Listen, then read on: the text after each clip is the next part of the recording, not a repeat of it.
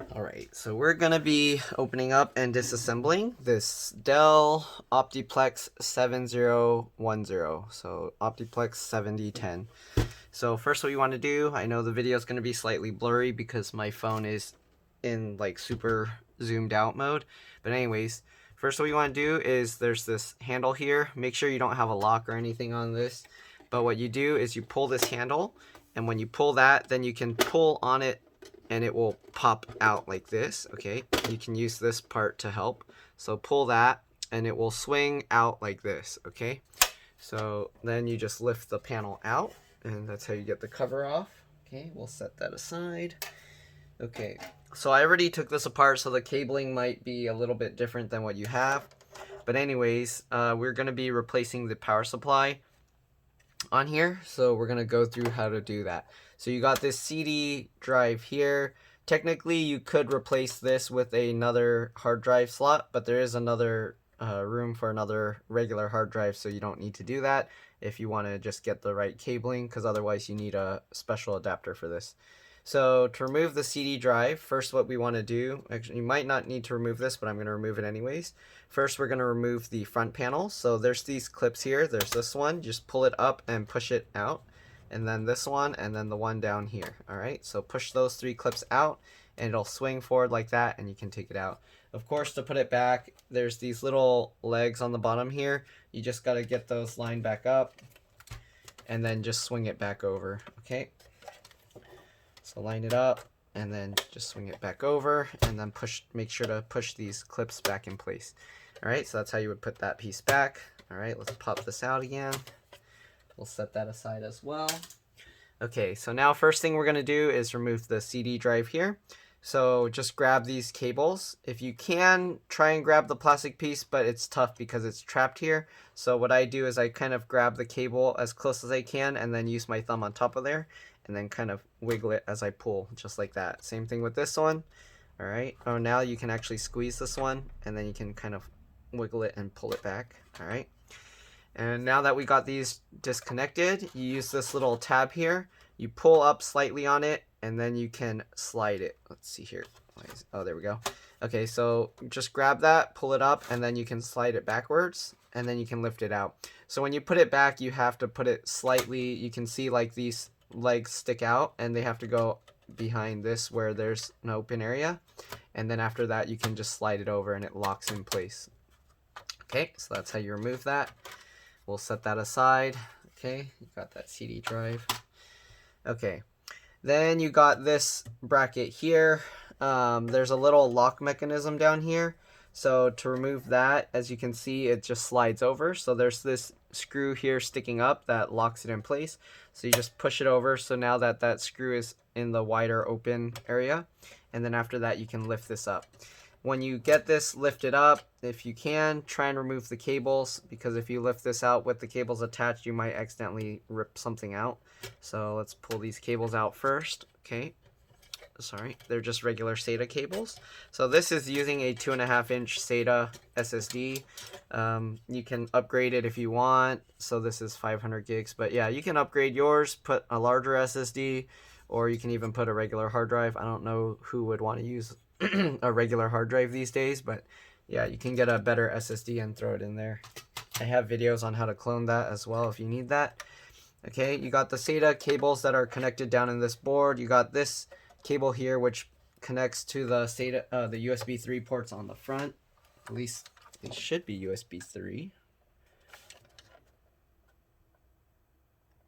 Oh yeah, they are USB 3. Okay, they just kept the ports black colored.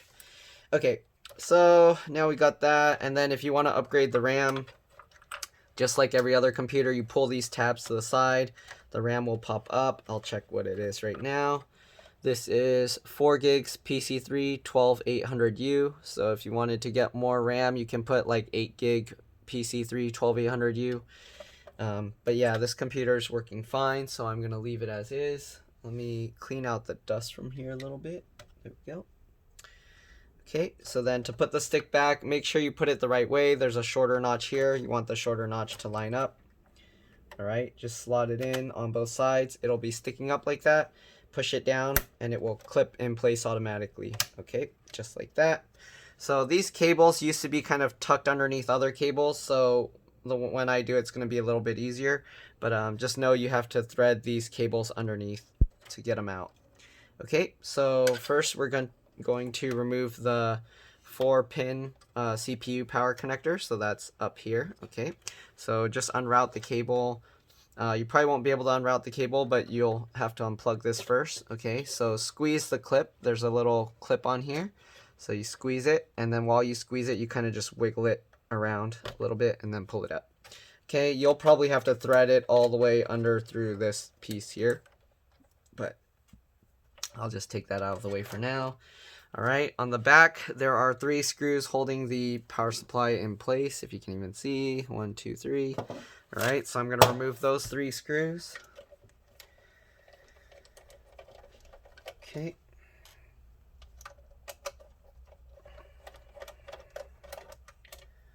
Just remove those 3 screws. Alright, so after you remove those screws, the power supply won't be loose yet.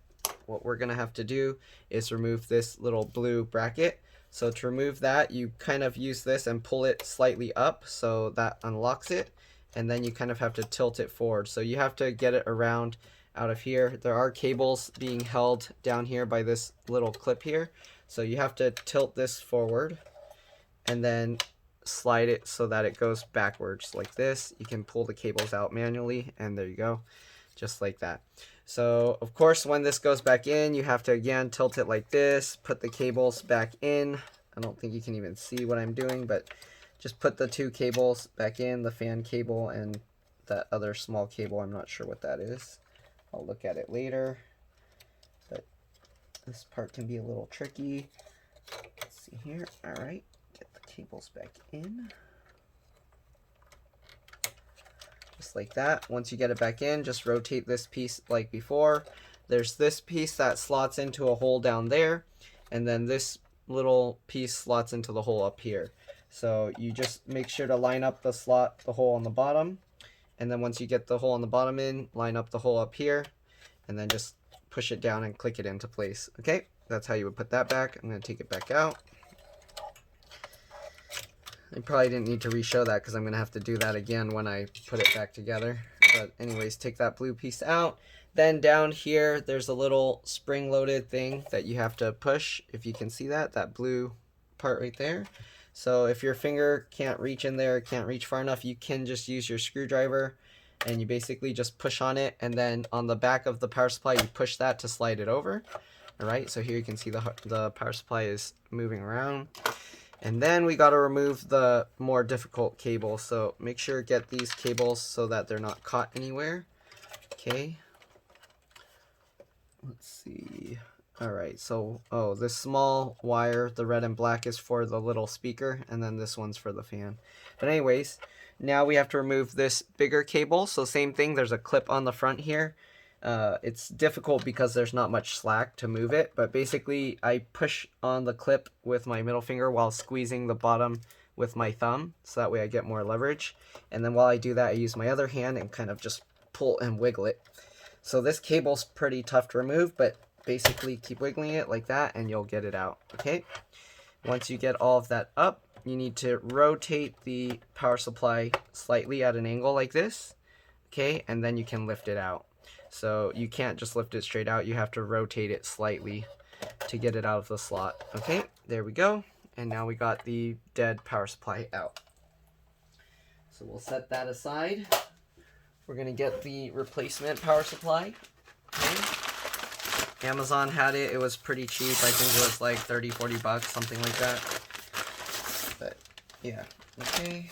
So make sure there's nothing in there. Hopefully the part is correct. Alright, we wrapped it up really nice with all this and bubble wrap. I already took the bubble wrap out, but okay, so this is the first time opening this thing, so I hope it works, otherwise I'm replacing this for nothing. What you can do if you want, you can actually plug the power supply in without completely removing the other one and test it that way. That's how I originally tested it. I tested with a regular, like, generic laptop, or not laptop, desktop power supply. Yeah. So with this, you can use a regular power supply. You don't have to use the DELL one. The only thing is you won't be able to fit it in the tower. And because of you can't fit it in the tower, basically you'll have all the wires and everything sticking out. Okay, so let's open this power supply up. Alright, sorry, they wrapped it up really nicely. It was a little difficult. Okay, so they even put rubber bands on this stuff. Okay, let's get all the rubber bands out. Sorry, this probably shouldn't be part of the video, but yeah. Alright, so we got that out. So you can see the power supply is basically about the same. Okay, so what you do, you just do everything in reverse. I don't know if there's an easy way to remove this fan, so I'm not going to do it. It looks like there's the screws holding it in place. So if you wanted to take the fan out for some reason, you can. It looks like the CPU is right underneath this if you wanted to undo this, but if you undo this, you have to redo the thermal paste, so that's why I don't take this out. Alright, and then the CMOS battery, like all the other desktops mostly, there's this little spring-loaded clip here that you just push over, then the battery will pop up. I don't want to take that out because then I have to redo the BIOS and everything, but yeah. Alright, so put the new power supply in at an angle like that. Alright, rotate it back in. Okay, let's see here. Okay, rotate it back in and then slide it over. It should lock in place so that you can't push it back in. Get the 3 screws, put them back. You might have to move the power supply around to get the screw holes to line up. Alright, oops. So the screw holes might not line up. You might have to push on the power supply or move it around.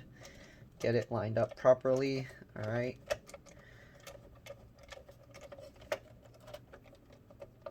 Let me make sure it's going in right. It's kind of up a little bit, but so I'm pushing down on it. But yeah, make sure you get the screw holes lined up properly. Tighten it in place. Alright, usually don't tighten the screw until you got all 3 in. Don't tighten it all the way because you might have to move it around. Let's see, the screw holes aren't lined up enough. Well, undoing this more allow me to do that. There we go. I think it's going in now. Alright.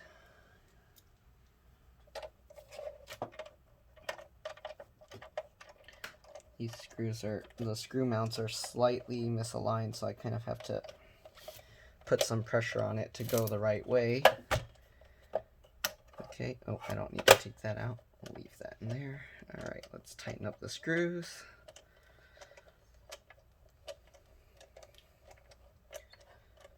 Alright, sorry, I'm going off camera, but it's hard to do it at that angle. Let me see if I can use a different screwdriver bit. Is this gonna fit it? Nope. Guess I'll have to use this one. Let's see, maybe lengthening my screwdriver will make it a little bit easier. Added some torque. Alright. Yeah, since the screws aren't really lined up 100%, it's actually going in slightly crooked, which is making this tough to do. Alright, so there we go. Since it's like a remake of this, then they kind of didn't make it perfectly.